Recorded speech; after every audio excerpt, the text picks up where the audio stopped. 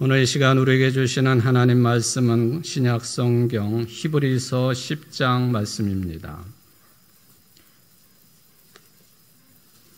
히브리서 10장 1절부터 14절까지 말씀을 봉독해 드리겠습니다. 율법은 장차 올 좋은 일의 그림자일 뿐이요 참 형상이 아니므로 해마다 늘 드리는 같은 제사로는 나오는 자들을 언제나 온전하게 할 수 없느니라. 그렇지 아니하면 섬기는 자들이 단번에 정결하게 되어 다시 죄를 깨닫는 일이 없으리니 어찌 제사 드리는 일을 그치지 아니하였으리요. 그러나 이 제사들에는 해마다 죄를 기억하게 하는 것이 있나니 이는 황소와 염소의 피가 능히 죄를 없이 하지 못함이라. 그러므로 주께서 세상에 임하실 때 이르시되 하나님이 제사와 예물을 원하지 아니하시고 오직 나를 위하여 한 몸을 예비하셨도다. 번제와 속죄제는 기뻐하지 아니하시나니 이에 내가 말하기를 하나님이여 보시옵소서. 두리마리 책에 나를 가리켜 기록된 것과 같이 하나님의 뜻을 행하러 왔나이다 하셨느니라. 위에 말씀하시기를 주께서는 제사와 예물과 번제와 속죄제는 원하지도 아니하고 기뻐하지도 아니하신다 하셨고 이는 다 율법을 따라 드리는 것이라. 그 후에 말씀하시기를 보시옵소서. 내가 하나님의 뜻을 행하러 왔나이다 하셨으니 그 첫째 것을 폐하심은 둘째 것을 세우려 하심이라. 이 뜻을 따라 예수 그리스도의 몸을 단번에 드리심으로 말미암아 우리가 거룩함을 얻었노라. 제사장마다 매일 서서 섬기며 자주 같은 제사를 드리되 이 제사는 언제나 죄를 없게 하지 못하거니와 오직 그리스도는 죄를 위하여 한 영원한 제사를 드리시고 하나님 우편에 앉으사 그 후에 자기 원수들을 자기 발등상이 되게 하실 때까지 기다리시나니 그가 거룩하게 된 자들을 한 번의 제사로 영원히 온전하게 하셨느니라. 아멘. 이는 하나님의 말씀입니다. 참 지내기 어려운 여름 계절을 보내고 있는데 주일날 예배 드리고 또 말씀을 받는 시간 성령께서 여러분들 모두가 눈을 부릅뜨시고 말씀에 집중할 수 있도록 함께해 주시기를 주의 이름으로 축원을 드립니다. 사극을 좋아하시는 분들이 많이 있으시죠? 우리나라 사극 주로 이제 조선 시대를 배경으로 한 사극이 대부분인데 이 사극을 시청할 때마다 아주 자주 듣는 대사가 있습니다. 전하, 통촉하옵소서. 이게 아랫사람이 왕에게 우리의 사정과 형편을 좀 헤아려 달라. 통촉하옵소서. 이제 왕의 어떤 처사나 또 일하는 것이 좀 마음에 들지 않을 때 주로 사용하는 그런 요청이지요. 또 성은이 만극하옵니다. 왕이 베푸시는 은혜가 한없이 크다. 뭐 그런 뜻입니다. 또 하나가 있어요. 그게 뭐냐? 전하, 종묘사직을 보존하옵소서. 자주 듣던 내용이죠. 종묘사직을 보존하옵소서. 굽어 살펴주옵소서. 종묘사직을 생각하셔야 됩니다. 뭐 그런 대사가 참 많이 있습니다. 도대체 저놈은 종묘사직이 뭐길래 저렇게 그걸 지켜달라고 그러고 보존해달라고 그러는가. 한 방송사의 뉴스 한 꼭지를 한번 동영상으로 보시겠습니다. 유네스코 세계유산인 종묘정전에는 조선시대의 왕과 왕비를 모신 49개의 신주가 보관되어 있는데요. 오늘 종묘의 수리를 위해 신주를 잠시 옮기기 위한 이안제가 열렸습니다. 조선시대 이후 151년 만에 치러진 행사입니다. 전동혁 기자입니다. 오늘 아침 종묘 정전, 역대 조선왕과 왕비의 혼이 깃든 위패 49위의 신주 앞에서 헌관과 제관들이 제사를 올립니다. 신주를 종묘 밖으로 잠시 모시기에 앞서 조상들에게 그 이유를 알리는 제사, 이안 고유제입니다. 신자에서 내리시어 여위에 오르시옵기를 청하나이다. 조상들께 이유를 고한 뒤 태조 고황제 이성계를 필두로 신주 49위가 집례를 맡은 49명의 집사품에 안겨 종묘 밖으로 조심스럽게 옮겨집니다. 의례에 따르면 가마인 여에 태워야 하지만 이번 이안제는 코로나19 확산 방지를 위한 사회적 거리두기에 따라 간소하게 치렀습니다. 여기까지만 보겠습니다. 요라고 하는 가마가 있어요. 이게 서울 종로구에 가면은 종묘라고 하는 곳이 있잖아요. 종묘. 종자가 가장 높다라는 뜻을 가지고 있는데 종로, 종묘 다 그런 차원에서 해석이 될 수 있는 내용들이죠. 저 장면은 아마 2020년 아닌가 싶은데요. 종묘가 무엇하는 장소냐 하면은 조선시대를 건국한 태조부터 이제 그 정전, 중심 건물에는 19명의 왕들의 위패하고 또 왕이 부인이 하나만 있는 게 아니니까 30명의 왕비의 신주, 위패를 모셔놓은 곳이 종묘예요.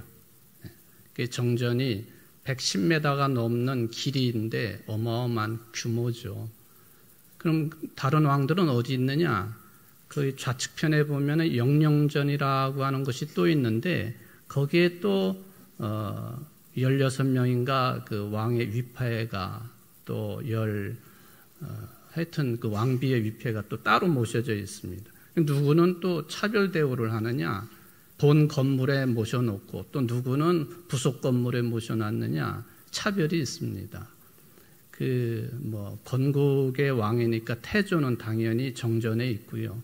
그리고 왕으로서의 그런 업적이 뛰어난 사람들, 이런 사람들은 19명에 포함시켜가지고 110m가 넘는 길이의 정전에 그 위패를 갖다 놓은 것이고, 그 외에 조금 현찮은 사람들은 영령전에 귀퉁이에다가 따로 또 모셔놓은 게 종묘입니다.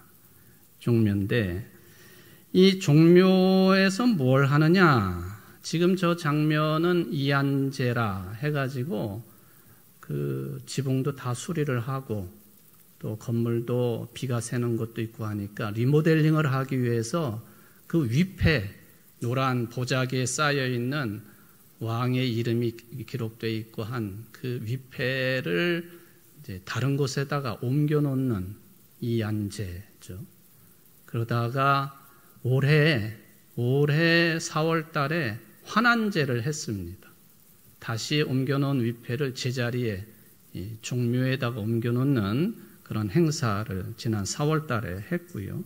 그래서 5월 첫 번째 일요일 날 그 종묘 대제를 지냈습니다.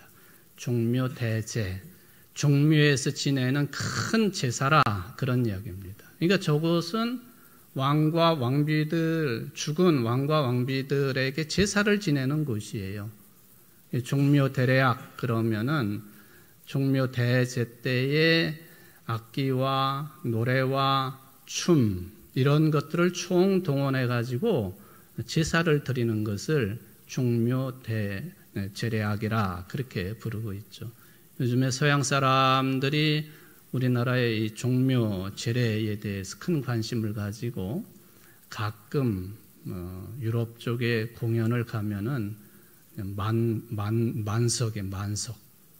근데 우리가 들을 때는 노래도 느리고 춤도 느리고 뭔 소리인지도 모르고 그럼에도 불구하고 화려한 의상과 전통 음악과 또 춤 이런 종합예술을 통해서 우리나라 문화의 진수를 만끽한다. 그런 평가를 받고 있습니다.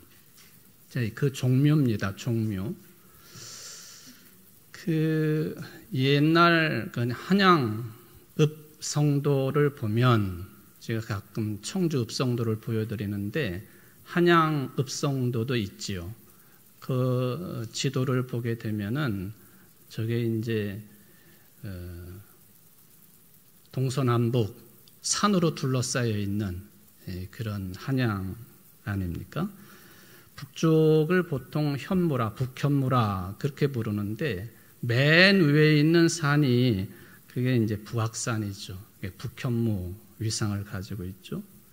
서백호는 인왕산을 말하고요. 남주작 그러면은 가장 밑에 있는 남산을 이야기합니다. 동청룡 그러면은 낙산, 이 네 개의 산에 둘러싸인 그곳에 한양, 서울을 만들었다.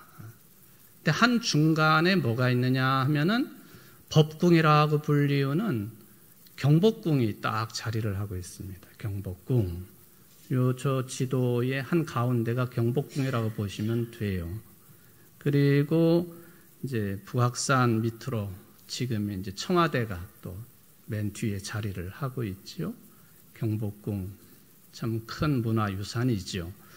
그런데 경복궁 왼쪽 오른쪽에 보면은 파란색 동그라미를 쳐놓은 것이 있는데 여러분들이 보시기에 오른쪽은 뭐가 자리하고 있죠? 종묘, 왼쪽은 사직. 바로 이 임금에게 신하들이 늘 말을 하는 거예요. 종묘 사직을 보존하옵소서 할 때 저 두 곳을 이야기하는 거죠. 종묘 사직. 죽은 임금 왕비들에게 제사를 드리는 어떤 저세상에 관련된 그런 내용이고요. 사직은 그게 이제 사직이라고 하는 것이 토지의 신 그리고 곡식의 신에게 제사를 드리는 것이 사직단입니다. 사직단. 저 지금 이제 저 그림이니까 경복궁을 한 가운데 두고 경복궁에서 바라보면은 왼쪽에 종묘고 오른쪽이 사직입니다. 사직단. 우리가 경복궁을 쳐다보면은 오른쪽이 종묘고 왼쪽이 사직단입니다. 그래서 종묘가 있는 지역 동네 이름이 뭐죠? 서울 고향이신 분들 혹시 묘동, 종묘에 묘자를 따가지고 묘동 그렇게 부릅니다. 또 사직단이 있는 곳의 동네 이름은 사직동, 청주에도 있죠. 사직동. 같은 개념으로 보시면 되겠습니다. 자, 이 종묘에 관한 이야기입니다. 그래서 이 풍수지리에 따라서 한양을 만들 때에 좌묘우사라, 좌묘우사라. 즉 경복궁에서 볼 때 좌묘, 종묘고 왼쪽이 종묘고 우사, 오른쪽이 사직단을 만들어 놓고 나라를 지킨다 하는 그런 개념이 여기에 포함이 되겠습니다. 저도 물론 종묘를 아직 한 번도 방문을 해보지는 못했습니다. 제가 오늘 설교 준비를 하면서 반드시 한번 가봐야 되겠다. 왜냐하면은 건축사적인 의미에서 볼 때에도 세계적인 건축가들이 종묘에 오면은 일단 엄청난 압도되는 느낌을 가진다고 그래요. 이게 길이가 100m가 넘거든요. 우리나라의 단일 건축물로서는 가장 긴 건물이 종묘입니다. 종묘. 거기에 이제 앞에 월대가 설치되어 있는데 바로 들어가서 종묘로 들어갈 수 있는 게 아니고 돌로 일단 단을 크게 그 종묘 건물만큼 크게 만들어 놓았죠. 그 평수가 한 2,000평 정도 된다고 그러는데요. 그 월대가 사람의 가슴 높이예요. 그러니까 이 종묘는 이게 가슴으로 맞이해야 되는 그런 개념이 이 건축에 들어 있어요. 세계적인 건축가 중에 한 분이 이 종묘를 이야기할 때에 이 종묘와 비견할 수 있는 세계의 건축물이 있다고 한다면 그것은 그리스 아테네에 있는 파르테논 신전뿐일 것이다. 그런 평을 했습니다. 그 세계적인 건축가들이 한국을 방문하면 반드시 방문하는 것이 저 종묘입니다. 종묘하고 안동에 있는 서원, 이 두 곳은 반드시 방문을 한다고 그래요. 그만큼 건축사적으로도 꽤 유명한 건물이 되겠습니다. 이 종묘와 연결되는 궁궐이 있는데 그 법궁인 경복궁 말고요. 경복궁 왼쪽으로 보면은 유명한 창덕궁이 있고 창경궁이 있습니다. 옛날에는 창경궁이라고 안 부르고 뭐라고 불렀죠? 창경원. 일본 놈들이 궁을 격화시키면서 동물원을 만들어 놔. 우리 귀에는 머릿속에는 창경원이 더 익숙한데 창경궁, 창덕궁.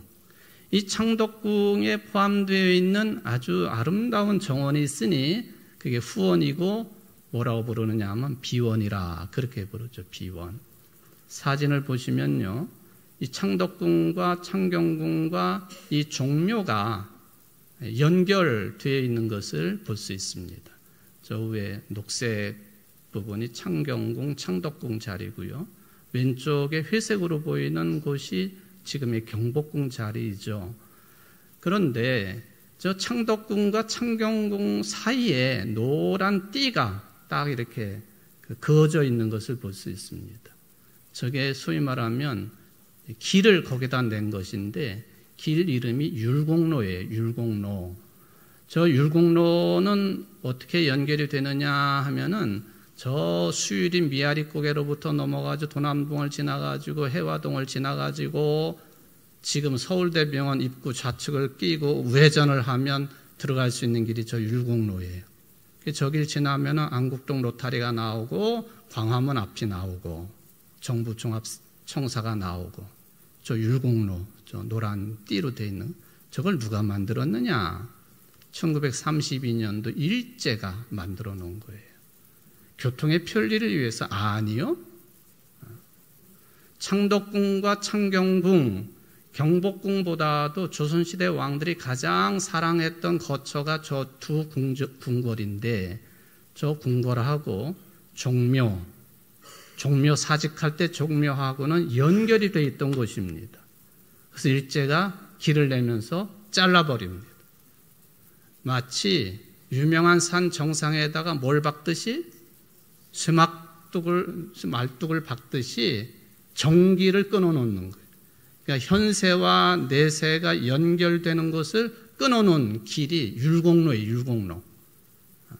저도 학교 다닐 때 저기를 많이 버스를 타고 많이 다니긴 했는데 이게 이제 1932년도에 끊어놨는데 2022년도에 이 끊어진 저 율곡로를 터널화하고 그리고는 터널 위에다가 흙을 다 덮고 나무를 심고 그리고 일제가 파손해버린 현세와 내세를 통할 수 있는 문, 북신문이라고 하는 이름을 가지고 있는 문이 있는데 그 문 어떤 기초도 발굴이 되고 또 궁궐 담벼락도 다 발굴이 되고 해서 저 율곡로를 터널화하고 저렇게요.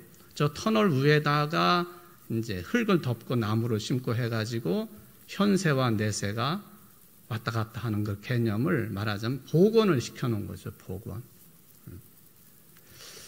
근데 저 터널 이전에는 뭐가 있었느냐 하면요. 그 궁하고 종묘를 연결하는 다리가 있었어요. 다리. 저 혼자만 떠드는 건지 모르겠지만 하여간 다리가 있었습니다. 저는 어려서 거기서 사진을 찍은 기억이 있기 때문에 제가 저 다리를 학교 다닐 때도 봤던 다리니까 저 사진을 보시면은 우리 제 부모님하고 1, 2, 3 그리고 까만 옷은 우리 큰이모. 그러니까 제가 얼굴로 보면은 초등학교 1학년 때, 석교초등학교 1학년 때 아니면 2학년 때, 지금부터 한 60년 전에 여름방학에 우리 아버님이 저 라이방 쓰신 분이 우리 아버님이시거든요. 무슨 마음을 먹으셨는지 하여간 조치원에서 기차를 타고 서울까지 방학 때 창경원 구경을 간 거예요. 창경원. 간 길에 비원까지 구경을 한 그 사진인데 무슨 생각인지 모르지만은 그 종묘와 창경궁, 창덕궁 그 사이에 있는 일제가 끊어놓은 그 자리에 이렇게 놓인 그 다리 위에 사진을 찍어 놓으셨어요. 지금 오른쪽의 사진은 이제 그 터널이 만들어지기 전에 그 다리, 저기가 저기다. 제가 그걸 증명하기 위해서 이제 보여드리는 사진인데, 저때 제가 기억하기로는요, 저희 형은 그 일본 말로 소대나시 옷을 입었잖아요. 민소매 옷을 입었어요. 저때 저런 옷 입는다는 게 쉽지 않은 일이거든요. 그 얘기는 뭐냐, 큰아들이라고 대접받았다, 그런 얘기. 둘째하고 셋째 전부 다 2살 터울인데 도레미 키도 그만해요. 저때 위에 입은 옷이요, 얼마나 제가 저 옷을, 새 옷을 받고는 좋아했는지 몰라요. 맨날 헌 옷만 입다가 서울 간다고 저 옷을 사주셨는데, 저 문양을 보면은 그래도 현대적인 감각이 있는 문양이에요. 근데 저 재질이 뭐냐, 나이론. 더운 여름에 저 나이론 옷을 입고 땀을 삘삘 흘리면서 비원을 다니고 또 창경원에 가가지고 낙타도 보고 타조도 보고, 제가 저 사진을 찾느라고요, 옛날 사진을 다 일일이 다 뒤져가지고 제 기억에 있는 사진이기 때문에, 저기가 바로 종묘, 내세와 그리고 현세 창덕궁, 창경궁을 연결하는 다리입니다. 일제가 끊어놓은 그곳에 세워진 다리, 뭐 그런 이야기죠. 이 종묘는 우리가 생각해 보면은 1년에 지금도 한 차례씩 5월 첫 번째 일요일에 종묘 대제를 지냅니다. 아까 설명드린 것처럼 그런 내용으로 한 2시간 이상 제사를 지내요. 2시간 이상. 마치 그 정교회의 미사 드리는 시간만큼이나 종묘 대제 때에는 느린 음악에, 느린 춤에, 무슨 말인지도 모르는 그런 이야기들이 이제 흘러나오면서 술을 따르고, 아까 보셨잖아요. 술을 따르고 또 뭐 향을 피우고, 저 각 방마다 19개의 방이 있잖아요. 방마다 다 똑같은 음식을 다 차려놓는 거예요. 그럼 나중에 지네들이 먹기는 하겠지만 하여튼 귀신이 먹고 가라, 뭐 그런 이야기죠. 오늘 히브리서 본문 말씀인데요, 굳이 히브리서하고 종묘 제사 드리는 이야기를 제가 연결을 시키는 것은 히브리서, 히브리 민족 할 때 히브리거든요. 그러니까 이 책은, 이 편지는 어떤 사람들에게 보낸 편지냐, 유대교인이었다가 기독교로 개종한 유대인들, 그 사람들에게 보낸 편지예요. 그러니까 유대교인들은 구약에 나오고 있는 모든 제사에 아주 해박한 지식을 가지고 있는 사람들이죠. 제사, 희생, 또 제사를 드리는 장소인 성전, 성전의 거룩한 곳인 성소, 더 거룩한 곳인 지성소, 이런 개념에 아주 뛰어난 인식을 가지고 있는 사람들이 히브리인들, 유대인들인데, 바로 이 종교를 가지고 있다가 기독교로 개종한 히브리인들에게, 유대인들에게 보낸 편지이기 때문에 이런 제사에 관련된 표현들이 많이 등장한다는 거예요. 오늘 본문에도 보면 여러 차례 그런 내용들이 이제 반복되고 있는 것을 이제 찾아볼 수가 있겠습니다. 제 기억으로는 작년 11월쯤에 오늘 본문이 아니고요, 본문 다음의 내용들을 가지고 한번 설교를 한 적이 있었습니다. 기억나시는 분들이 계시겠습니다만은, 그 중에 이제 히브리서 10장 19절 말씀을 보면은 이런 내용이죠. 그러므로 형제들아, 우리가 예수의 피를 힘입어 성소에 들어갈 담력을 얻었나니. 가톨릭 성경에 보면은요, 그러므로 형제 여러분, 우리는 예수님의 피 덕분에 성소에 들어간다는 확신을 가지고 있습니다. 성소는 무엇하는 것이냐? 제사 드리는 곳이 제사. 하나님께 제사 드리는 것. 근데 이 성소가 들어가는 단어가 두 가지가 있습니다. 지금 말씀드린 성소, 거룩한 곳이라는 뜻이고 또 하나는 뭐죠? 지성소. 이거는 가장 거룩한 곳, 그런 뜻을 가지고 있습니다. 영어 표기에도 보면은 거룩한 곳, holy place, 가장 거룩한 곳, most holy place. 더 비교할 수 없이 세계 어느 것보다도 가장 거룩한 곳, 지성소다 하는 거죠. 바로 예루살렘 성전에는 당연히 출입구가 있고 그리고 안뜰이 있고 바깥뜰이 있고 이방인의 뜰이 있고 여인들의 뜰이 있고 뭐 다 구분이 되어 있지 않습니까? 그런데 핵심은 바로 이 성소와 지성소가 있는 곳입니다. 출입구로부터 들어와 가지고 그 성소를 지성소를 향해서 제물을 드리고 예배를 드리고 기도를 하게 되어 있었죠.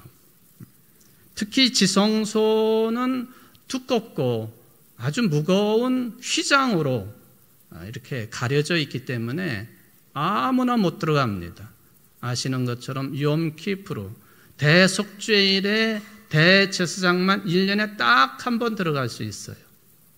대제사장은 많은 제사장들 가운데 1년에 한 번씩 제비를 뽑아가지고 그 해에 대제사장을 뽑는 거죠. 그 사람이 지성소에 들어갈 수 있는 책임과 권한이 있습니다. 지성소, 대속죄일에 들어간다. 1년 동안 백성들이 지은 죄를 묶어가지고 하나님께 가서 고하고 하나님이 용서하시면 용서함을 받는 거고 용서하지 않으시면은 그 죄가 그대로 남아있는, 이게 유대인들이 신년 축제 때 마지막에 지키는 게 욤키프루 대속죄일입니다. 그러니까 유대인들은 신년을 하나님 앞에 죄를 고하는 것으로 용서함 받는 것으로 시작하고 있다라고 하는 것을 확인할 수 있는 그런 큰 축제가 욤키프루다라고 하는 것이죠. 잘 아시는 것처럼 대제사장의 옷이 특별하지요. 흉패도 매달고 그리고 옷 밑에 자락에는요 석류 모양의 그 종들을 달게 돼 있어요. 그래서 대제사장이 걸어다니면 무슨 소리가 날까요? 쩔렁쩔렁 하는 소리가 납니다. 근데 이 대제사장이 지성소에 들어가요. 근데 뭐 하나님께 죄를 고하고 뭐 그러는 대화를 나누는 사이에 움직이게 되면은 쩔렁쩔렁 소리가 나니까 아직 살아있구나. 만약에 쩔렁쩔렁 소리가 안 난다. 한참 동안 그러면 대제사장은 죽은 거예요. 근데 그 지성소에 누가 들어갑니까? 못 들어가잖아요. 그래서 대제사장이 지성소에 들어갈 때는 허리에다가 끈을 하나 이렇게 묶어가지고 바깥에다 빼도록 되어 있어요. 만약에 죽었다 판단이 되면은 밖에서 끈으로 그 시신을 잡아당겨가지고 끄집어내도록 되어 있다. 그만큼 지성소는 가장 거룩한 곳이다 하는 것이죠. 근데 지성소가 왜 거룩한 곳이냐? 하나님의 임재의 장소이기 때문에 거룩한 곳이에요. 근데 하나님은 어디에 좌정에 계시는가 하고 구약성경에 기록되어 있는가 하면은요, 법궤 위에 하나님이 좌정에 계시다. 그렇게 유대인들은 믿고 있습니다. 법궤, 언약궤. 언약궤 속에는 세 가지 뭔가가 들어있죠. 첫 번째, 모세가 받은 십계명 2돌판이 들어있고 말씀이. 두 번째, 광야 40년 동안 아침마다 허락하신 양식, 만나를 담은 항아리가 들어있고 또 하나, 아론의 쌍난 지팡이. 이 세 가지를 말하자면 하나님이 깔고 그 위에 앉아 계시다. 그런 개념으로 유대인들의 신앙이 형성이 되어 있습니다. 그런데 오늘 히브리서가 구약에 있는 그런 내용들을 소개하려고 성소, 지성소, 제사, 희생제사 이런 것들을 이야기한 것은 결코 아닙니다. 거룩한 일에 대한 기록이기는 하지만은 히브리서는 예루살렘 성전의 그 장소들을 언급하는 것이 결코 아닙니다. 아예 단정적으로 얘기를 했습니다. 옛날 성전에서 행하는 제사 행위, 그거는 더 이상 사람들을 거룩하게 만들지 못한다고. 그리고는 예수 그리스도께서 단 한 번의 제물이 되시고 영원한 제사를 드렸다고. 그리고 더 중요한 것은 그 단 한 번의 영원한 제사를 드린 제물이 되신 그 예수를 그리스도로 믿는 사람들도 거룩하게 된다고. 이게 오늘 본문의 핵심적인 내용이 되겠습니다. 그래서 성전의 성소, 지성소 구분이 되지만 예수님이 금요일날 오후 3시쯤 십자가에서 운명하실 때에 이 성소와 지성소를 가리고 있던 휘장, 이 무겁고 두꺼운 이 휘장이 쫙 찢어진 거 아닙니까?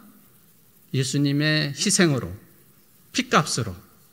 그래서 우리는 성소와 지성소를 이제는 누가 성소고 지성소냐라고 할 때 예수님이 성소이시고 예수님이 지성소다. 그렇게 히브리서 내용을 근거로 이제 신앙 고백을 할 수가 있겠습니다. 거룩한 곳, 가장 거룩한 곳, 장소 개념만 포함된 게 아니라 현상까지, 사건까지 포함이 됩니다.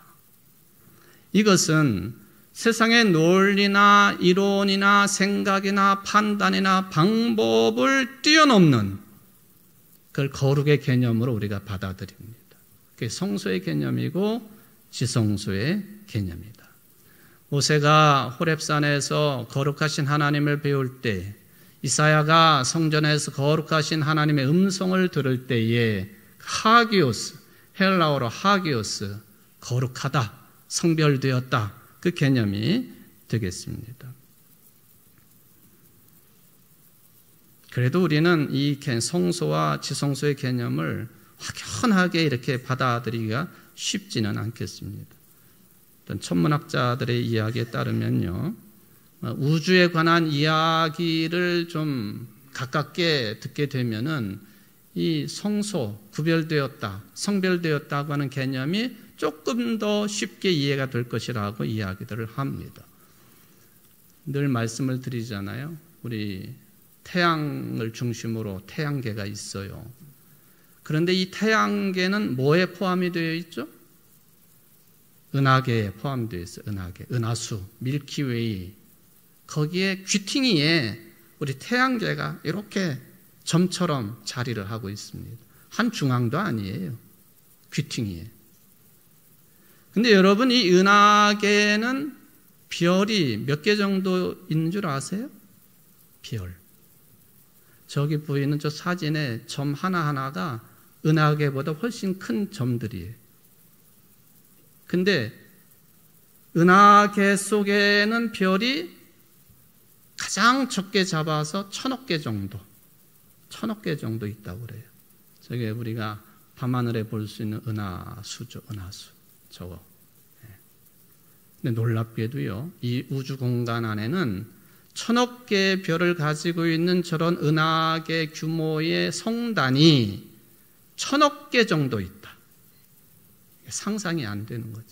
거룩의 개념, 제일 거룩하다 하는 개념, 비교해 설명을 하면 그런 개념으로 받아들일 수 있지 않겠는가 생각을 해봅니다. 예수 그리스도가 성소요, 지성소요. 예수 그리스도의 보혈의 공로를 의지하는 사람, 그를 그리스도로 신앙 고백하는 사람들이 거룩해졌다. 그 얘기는 뭐냐 하면은 오늘날 여러분들이 곧 성소요, 지성소라는 뜻입니다. 아시겠어요?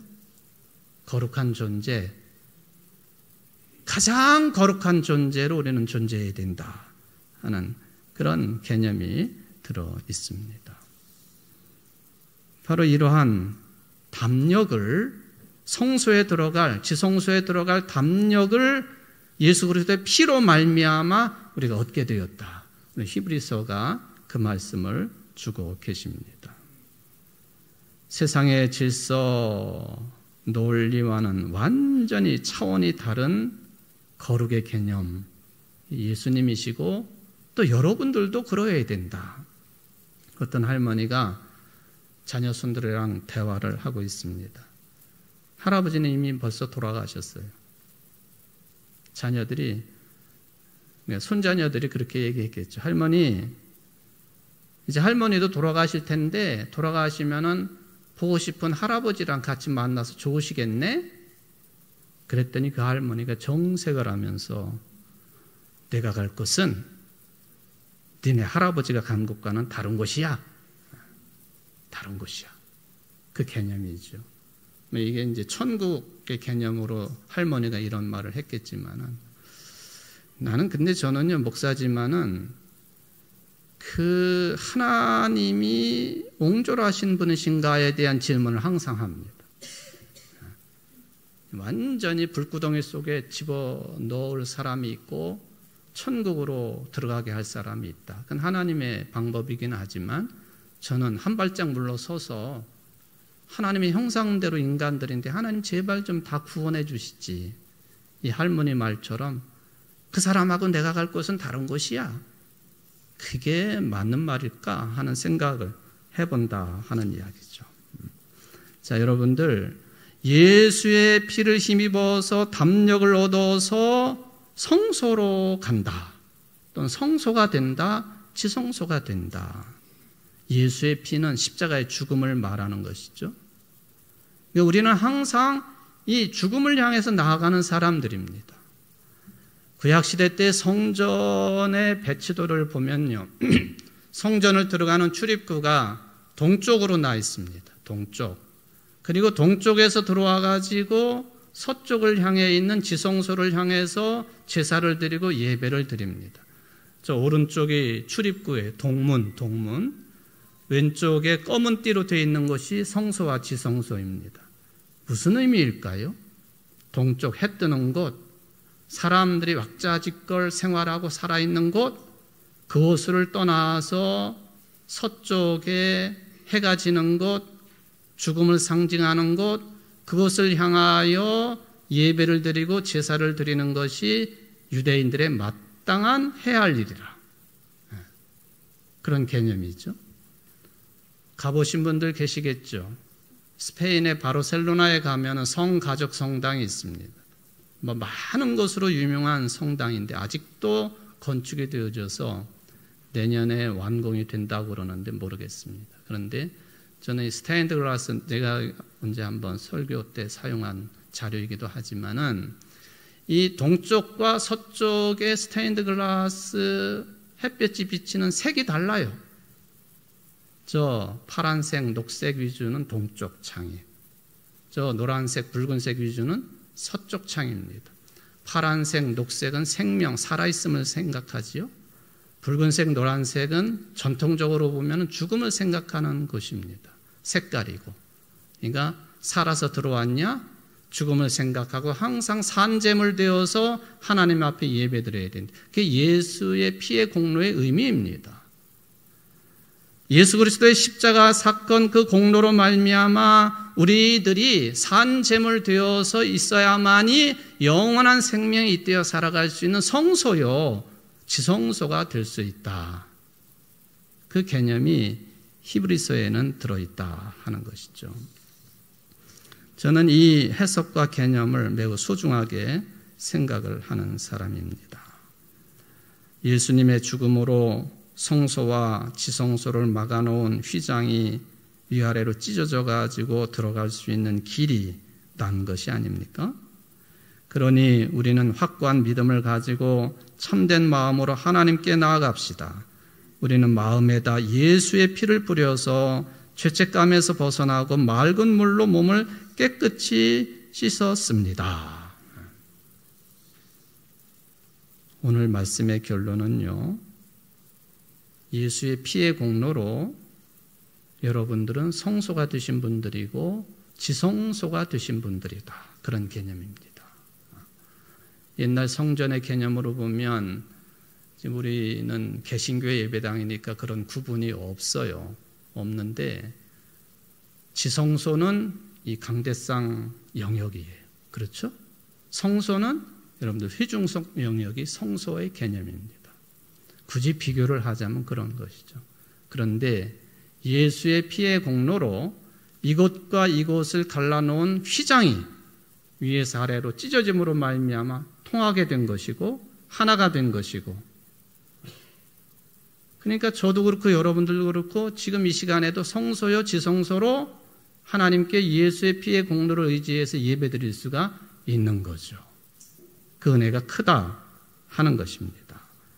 그러니까 우리가 아무리 나락으로 떨어지고 어려움을 당한다 할지라도 십자가에 처형당하시고 물과 피를 다 쏟으신 예수님이 성소와 지성소로, 그리고 그를 믿는 우리도 성소와 지성소로 하나가 되었다. 이게 우리의 믿음의 핵심이라고 저는 믿습니다. 이것을 알았기 때문에, 깨달았기 때문에 초대교회 교인들은, 제자들은 예수님을 그리스도시요 살아계신 하나님의 아들로 신앙 고백할 수가 있었습니다. 삶이 무기력하십니까?